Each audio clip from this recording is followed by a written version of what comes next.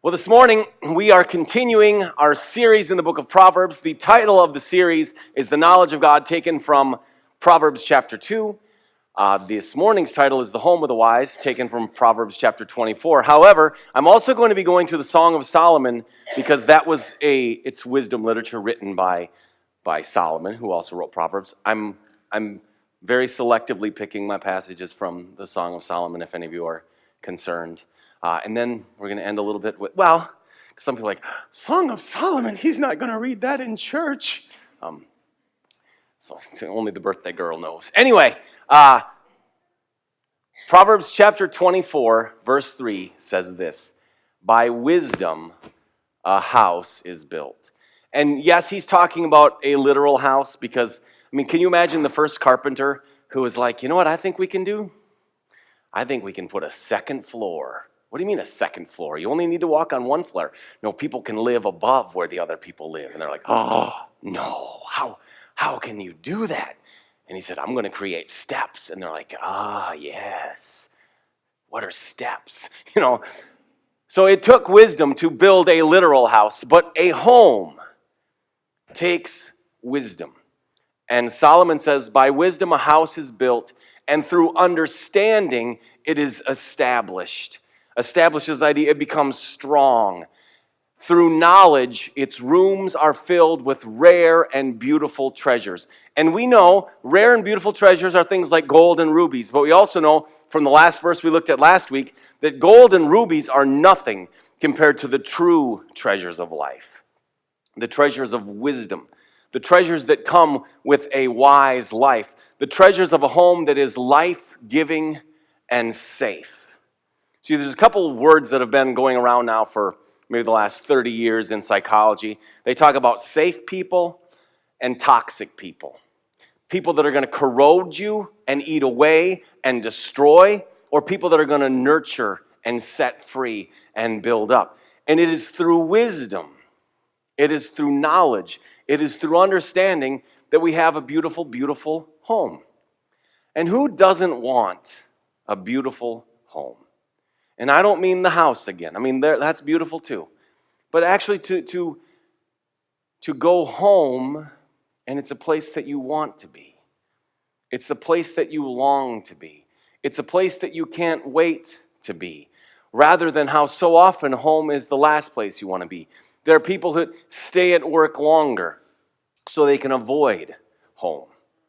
There are kids that stay at school and they stay after school and they go out for whatever extracurricular things they can, because going home isn't fun. There was a song in the 90s and it said, I hope my mom and I hope my dad figure out why they get so mad. Why do they scream? Why do they fight? Makes me sad. And then I want to pretend that I have a new life. That's not a fun home. And there's all sorts of homes that are like that. And Solomon says, through wisdom you can have a beautiful home. It can be filled with rare and beautiful treasures. And so though the title is The Home of the Wise, I'm primarily going to be talking about marriage, because the truth is, being married is a lot harder than parenting. Like if you can figure out how to be married well, and I don't just mean be married, I mean be married well. Like where it's a loving, nurturing, where every day is better than the last. And things get sweeter and sweeter as the years go by. If you can figure out how to do that well, parenting is a piece of cake. You just take the same principles that went into being a good husband or a good wife, and you apply them to kids, and it's a lot easier. Proverbs 24, 3 and 4, by wisdom a house is built. Through knowledge its rooms are filled with rare and beautiful treasures. And imagine if you just said, my life goal is to be the best husband I can be. One of the life goals. You can't just stop there. Pretty soon they'll take away your actual house. But I'm going to be the best. No, actually they wouldn't, because the best husband would also be providing. So yeah, your goal is to be, I want to be the best husband I can be. And then you studied your wife. And you learned about her. Because here's another interesting thing about human beings. We have all sorts of stuff going on inside of us that we don't even understand. How many times have you said or heard someone say, why do I do that? They don't know. They're like, this is a bad life choice, and yet I seem to make it repeatedly. We get stuck in a loop. We get stuck in a loop. And a loop is just a kind way of saying what Solomon said when he said, as a dog returns to his vomit, so a fool returns to his folly. We get in these loops of folly, and we just keep returning and returning and returning. So imagine if a husband said, I'm going to study my wife, and I'm going to know her even better than she knows herself. And if a wife said, I'm going to study my husband, and I'm going to know him better than he knows himself. I'm going to be able to read him. I'm going to be able to know him. And you say, well, that would be really hard. It would, but Jane Goodall did it with apes. They don't even speak. If she can study apes that well, I think that's me thumping, though. It's like Proverbs 19:14. It says, houses and wealth are inherited from parents, but a prudent wife is from the Lord. And this, well, there's many ways you can understand this, but there's two primary ways. One is having a good wife. And again, we're going to be talking, some of these are very gender specific, but when Solomon was writing the book, he was writing to his son. So he's going to be writing things that a son needs to know. However, the principles are true for men and women. Like when he talks about the fool and his folly, that doesn't mean there is no woman that can ever behave in a foolish way. It just means he's writing to his son about a fool and his folly.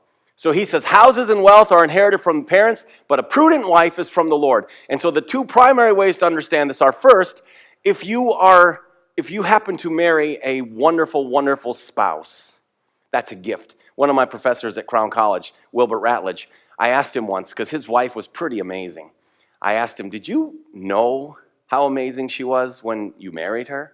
He's like, I had no idea. I just thought she was really cute. But you can get a gift of a prudent wife or spouse, and they can be transformed by God as they live. They can maybe not start out as the most prudent wife, but she can grow. Or he can not start out as the most prudent husband, but he can grow. One of my favorite scriptures is Isaiah 55, where God says, my ways are not your ways, and my thoughts are not your thoughts. As high as the heavens are above the earth, so high are my ways above your ways, and my thoughts above your thoughts. And I used to read that like it was absolute. Like, you're just never going to get it, because my ways are way up here, and you're way down here. And then I realized he gave us a whole book of his thoughts. We can think his thoughts. We can know his thoughts. And over, the psalmist says, teach me your ways.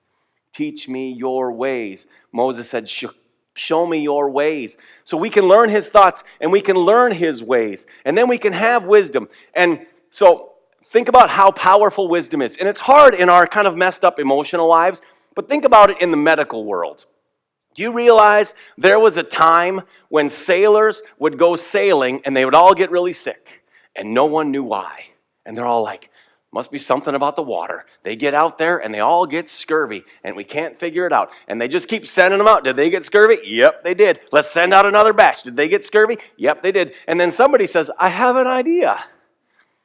They should eat lemons. I'm like, yeah, right. Like a lemon is going to fix this. All these big, strong, strapping sailors, wave after wave after wave after wave, get scurvy. And you say it's a lemon? And so they sent out, that's why the British sailors are called limeys. Because they realized, yeah, it was vitamin C deficiency. And by eating limes, they didn't get scurvy. And you see, that huge problem was solved by a lime? Yep. It's wisdom. Or think about the Civil War doctors. Getting shot was the least of your problems in the Civil War. You died when they started amputating. And they line them up, because there's hardly any doctors for the number of people. And they just start sawing, and they take that blade and wipe it off on their apron, and they head to the next guy, and they head to the next guy, and they head to the next guy. And what they didn't realize is they are infecting all of these people because there was no such thing as sanitation in surgery. And then they found a weird thing happened. There would be flies all over, and some of these soldiers would end up with huge piles of disgusting and revolting maggots that would be eating away at their wounds. And what they didn't know was those maggots were eating the infections and the bacteria. And those men healed. And it's like, well, that's weird. Because they didn't know.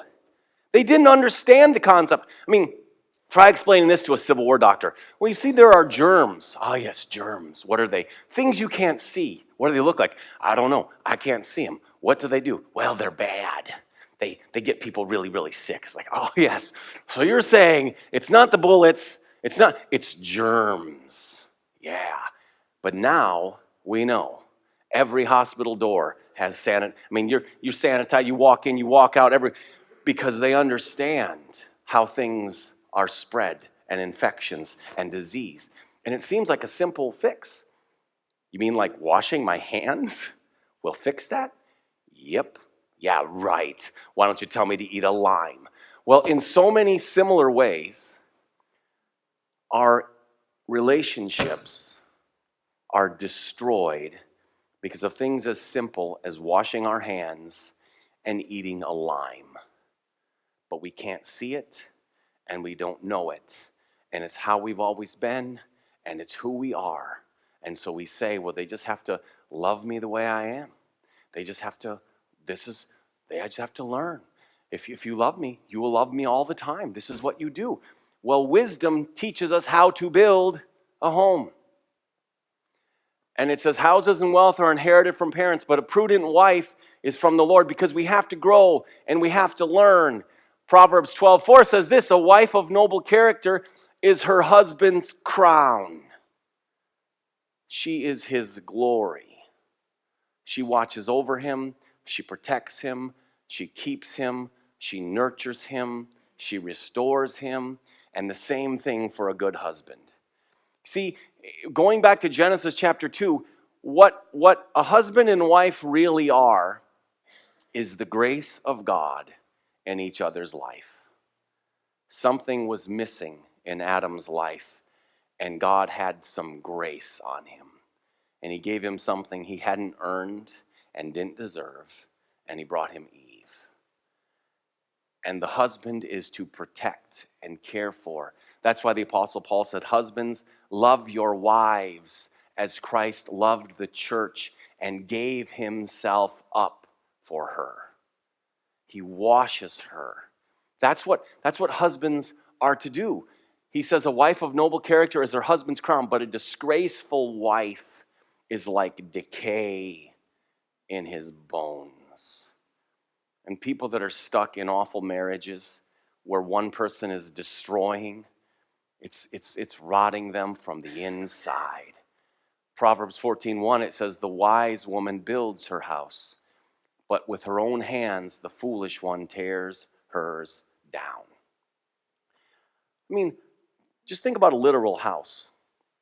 How wise would a person be that just goes home and just starts tearing things down, just destroying things, just ripping the roof off, knocking down walls? You'd say, well, why would you do that? Well, because you don't know better. Because you don't know better. And we are often destroying our own homes because we don't know better. Or if we do, we're stubborn and unwilling to change. Proverbs 21:9, you got to love this one. Better to live on the corner of the roof. Now, in Bible times, generally the roof was flat, so it's not as bad as living on a pitched roof. But better to live on the corner of a roof than share a house with a quarrelsome wife. Now, here's my question to you all. How long would you be willing and interested in living on the corner of your roof? And we'll give you a flat roof. You don't have to stay on the pitch. I mean, would you do it a day, 2, 3, a week, a month? There are people that are stuck in relationships like this for 40 and 50 and 60 years. And they just learn to endure it. They just stick it out. That's awful. I don't want to live on, that's horrible. I mean, I don't even want to live in a Motel 6. This is way, but now we go to the Song of Solomon, where you learn some exciting, wise principles. And here's the first one. Solomon's Song of Songs. Why do you call it the Song of Songs? Because it's the best. He wrote lots of songs, but there was no song as beautiful as this song about love. Because love is what we were created for. It's what we were created for. When Jesus was asked what is the greatest commandment, he said to love the Lord your God with all your heart and your soul and your mind and your strength, and to love your neighbor as yourself. It's what we are made for. And then it says, let him kiss me with the kisses of his mouth. And you say, well, what is wise about that? Because God created it. It's not something that Hollywood invented, or Hugh Hefner invented, or the internet invented. It's not something that the world discovered. It's something that God made from the beginning, because he's gracious and he's a great giver. Going back to Adam and Eve, think about this. You're Adam. You can be Eve. You get to decide. And here you are in this beautiful, beautiful, beautiful garden. And there's the sun and the sky and the trees and the fruits. And there are the birds of the air. There are the beasts of the field. And the sea is teeming with creatures. And you feel no shame, because there is no shame yet. And you get to hang out with Eve. Oh, and you're both naked, because there is no shame. And then God says, go. Take care of the earth and fill it. That's not a bad playground. That's like, really? Like God did that? Like nakedness was God's idea? Like Adam and Eve romping around the Garden of Eden was God's idea? Yeah, that was his idea. He invented it all. He invented the ability to feel. He invented emotions. He invented passion. He invented romance. He invented love. And she says, let him kiss me with the kisses of his mouth. That's a couple that they like each other. They like each other. And then she says why she wants him to kiss him. Kiss her. Whatever. My pronouns. For your love is more delightful than wine. He loves her. That's why. She feels this love. She knows this love. Your love is more delightful than wine. Pleasing is the fragrance of your perfume. Now this is interesting, because she doesn't say anything about how he looks. She talks about the fragrance of her perfume. And now they've done these studies, like how scent is so powerful. In fact, if you see the ridiculous commercials, a guy's standing there and they spray like Axe on him, and all of a sudden 8,000 women come chasing him because it's a little ridiculous. However, it's very important. In fact, I used to tell my youth group boys, how you smell is more important than how you look, but you also have to look like you smell clean. You can't. Pleasing is the fragrance of your perfume. Your name is like perfume poured out. And you say, well, what's a name? Well, a name is something like Clem. That was my dad's name. Now, Clem is not the most attractive name. In fact, it's kind of an ugly name. Clem. Like, who thought of, hey, I think we should call him Clem. But because my mom loved my dad, and she understood that his name wasn't really his name, it's who he was. It's the essence of his character. She would sit and write, Mrs. Clem Wall Jr., Mrs. Clem Wall Jr. It's who he is. And she says, your name is beautiful. It's like perfume poured out. And then she says, no wonder the young women love you. And here is an insight. If you are dating somebody and other people say, why are you with them? And then you say, well, you don't know how they are when we're alone. That's bad. Wasn't the case here. Everyone could see that this man was a catch. Everyone knew. She said, no wonder the young women love you. Take me away with you. Let us hurry. Let the king bring me into his chambers. Now, they don't get married until later in the book, so we know they don't do things they ought not to do, but this is how she's feeling. And you're like, well, I always thought that men were more interested in this kind of stuff. And I thought women were like pushing men away, because that's what I've been taught. Well, not according to the Song of Solomon, because this woman is loved. And she knows what kind of a man he is. And she knows that she's safe with him. And he has a good reputation. And he smells nice. And she's like, take me away with you. Let us hurry. Let the king bring me into his chambers. We rejoice and delight in you. And we will praise your love more than wine, and how right they are to adore you. Because the second line are, again, the outsiders, the friends. And they're like saying, yes, yes. I mean, how many times have people been at someone's wedding and they were even asked to stand up in the wedding? And they were really thinking like, I wish she wouldn't do this. Or I wish he wouldn't do this. Not so here, because they know who he is. And she says, how right they are to adore you. And then she says, dark am I, yet lovely. She starts talking about who she is. And in this day, being tan wasn't good, because it meant that you were poor and you had to be working. The wealthy cared for women. They could stay inside.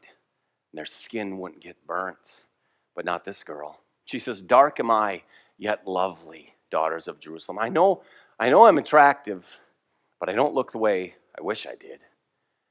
And I can't take care of myself the way I wish I could. Dark am I, yet lovely, daughters of Jerusalem. Dark, like the tents of Kedar, like the tent curtains of Solomon. Do not stare at me, because I'm dark. So she's insecure. She wishes she looked differently. There's a book, Angela Thomas wrote it, and she said she was the female version of John Eldridge in the 2000s. And the title of the book was, Do You Think I'm Beautiful? And she said, there's a question that is at the core of every woman's heart. From the first time they dress up in their mom's clothes and they spin around and they're hoping their dad is impressed. And it's the question, do you think I'm beautiful? And she said, most women, just because the world beats us down, we learn somewhere along the way, even if no one says it outright, that we're not. So then we settle on something else. We want to be a good cook. We want to be a faithful friend. Or we want to be dependable. We want to be a good mom. But the question of if we're beautiful is really too painful. I've done quite a bit of premarital counseling, so I tested this theory, and I would ask the couples. I would say, okay, you have to think of your answer, can't change it. On your wedding day, I say to the groom, would you rather, everyone there says, that is the most handsome groom I've ever seen, or I've never seen a bride so stunning? And then I say the same question to the girl. And the guys say, duh.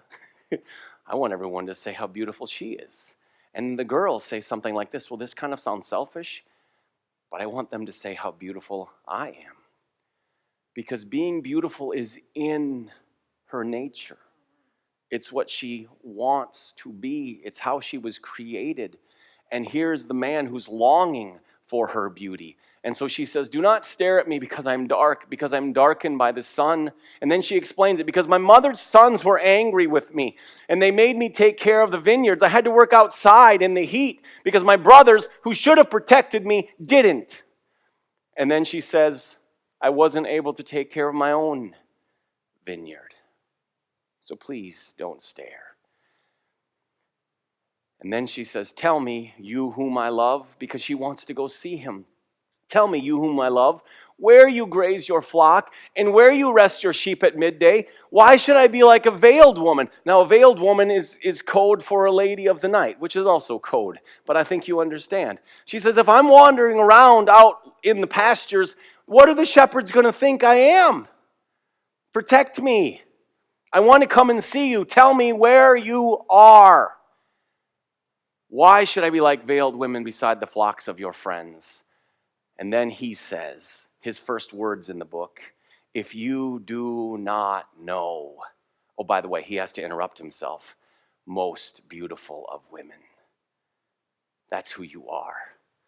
You think that you are lovely and dark and we shouldn't stare. Well, how can I help staring? Because you are the most beautiful of women. If you do not know, most beautiful of women, follow the tracks of the sheep and graze your young goats by the tents of the shepherds. Did she ask him to feed her goats? No. But he told her, here's where I am, here's who you are, and here's what I'm going to do. And I know, let me feed your goats isn't the most romantic line you've ever heard. It was pretty impressive to her. I'm going to take care of you. And then you say, well, what's he going to say next? I liken you, my darling, to a mare among Pharaoh's chariot horses. And again, it's probably not the best pickup line today. You know, if you go to the grocery store, I just want to tell you, you look like a mare among Pharaoh's chariots. But in this, she was like, oh, you are the best. Like, oh, are you kidding me? I liken you, my darling, to a mare among Pharaoh's chariot horses. Your cheeks are beautiful. He's paying specific attention to things about her because he's drawn in and he notices. Your cheeks are beautiful with earrings. Your neck with strings of jewels. We will make you earrings of gold studded with silver. And you say, what is that? Well, that's Old Testament Hebrew for, I'm taking you shopping. Now, he hasn't talked about what's going on inside of him. He's just told her what he sees. He's meeting her needs, and he's taken by her. In fact, it goes on in the rest of the chapter. She says he's like putty in my hands because she's realizing what's going on. And then you get to chapter 2, verse 1. And now she says, I am a rose of Sharon, a lily of the valleys. She's like, I'm like, if there's a valley, and a valley's beautiful, I would be the lily. That's how much her perception of herself has changed because he has told her over and over and over. And then, not to be outdone because he's smooth, he says, like a lily among thorns. No. You wouldn't be a lily in a valley. Next to you, all the other women are thorn bushes. Like a lily among thorns is my darling, among the young women. And there's 7 more chapters where it teaches us what people need and how to relate and how we work through conflicts and struggles because it's God's idea. God wants you to have a home like that. By wisdom, a house is built. Through knowledge and understanding, its rooms are filled with valuable treasures. But here's the best part. God really gave us marriage to help us understand who we are in context with Him. See, the Apostle Paul in Ephesians chapter 5, he says this, for this reason, a man will leave his father and mother and be united to his wife, and the two will become one flesh. And you say, well, yeah, that's a quote from Genesis chapter 2. It is a quote from Genesis chapter 2. So let me read it again. For this reason, a man will leave his father and mother and be united to his wife, and the two will become one flesh. This is a profound mystery. And then there's the M dash. That's what that extended line is called in English grammar. The M dash, because it's stronger than a comma, and it's saying, yeah, my thought isn't done yet. Wait. Okay. I am talking about Christ and the church. And you say, no, you weren't. You're talking about Adam and Eve. Yeah, I am talking about Adam and Eve, except there's a greater marriage.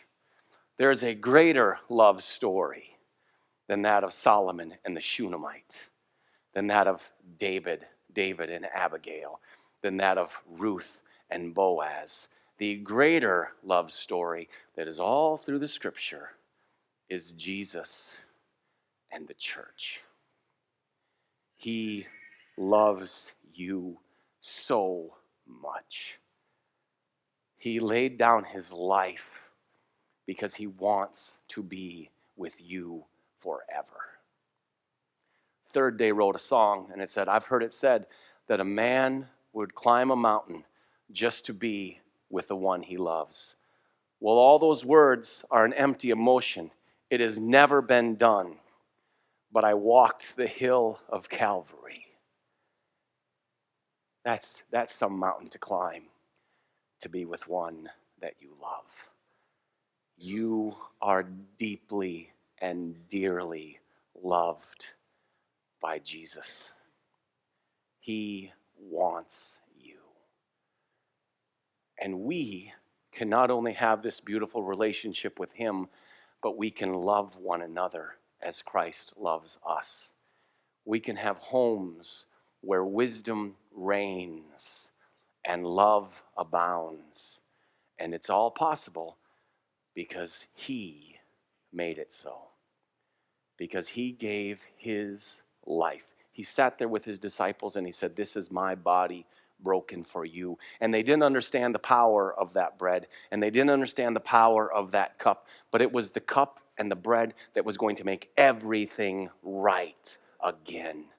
Because God himself was going to die in the place of all the people that had rightly earned death. And that's what we will celebrate now. This great, great gift of love. Let's pray. Father, I just want to say thank you. I don't quite understand how you can love us, because I know what I am. We are broken people. But you love and you love and you love and you forgive and you renew and you restore and you heal. And so I ask you, please continue to transform us, Jesus. Renew us day by day. In your name we pray. Amen.